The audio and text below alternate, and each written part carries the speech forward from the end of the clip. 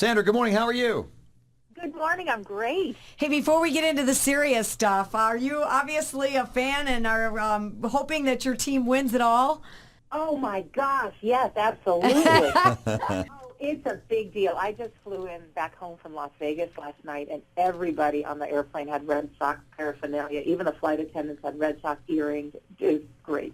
Oh, that's funny. Exciting. What drove you to write this? What prompted you to do it? Was there a life-changing experience?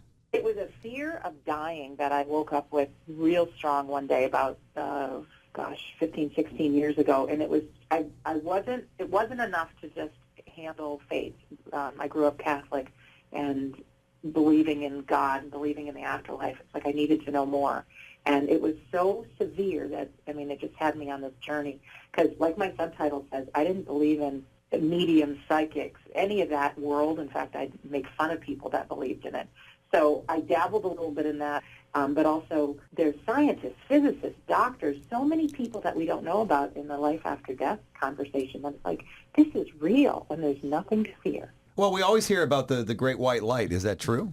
Lots of people, most people that have had near-death experiences feel the light, not like blinding to your eyes, but it's more like love, it's comfort, but they feel something that they're drawn to. And was that part of your research? Did you interview a lot of people who had, for instance, died on the table at surgery and came back? I interviewed the people that interviewed the people. So the people that had researched hundreds of thousands of individuals.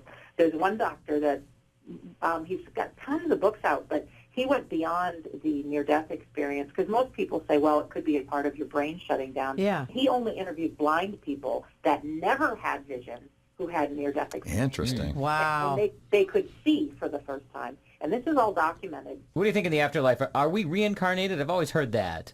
I believe it. I don't think it's necessarily you drop dead and you wake up and you're in a new body. I think that there's an in-between phase, but there's another guy out there who researched, I think it was 6,000 kids that at a very young age could tell stories of who they were before. And these people actually existed.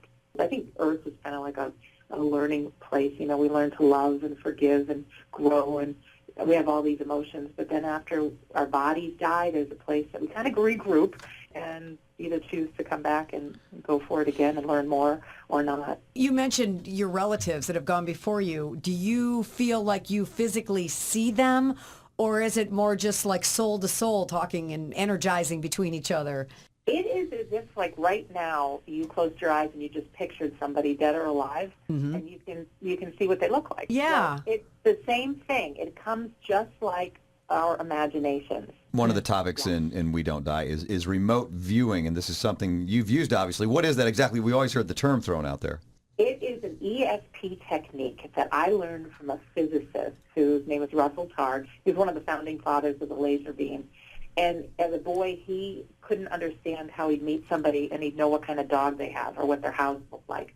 And so he did a big thing in the 70s and 80s with the U.S. government called remote viewing.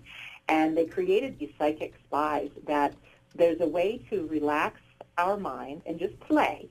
And then all of a sudden, these images come to your mind. And you just like your imagination. And I tell people, have a notebook and just write down whatever pictures come into their imagination.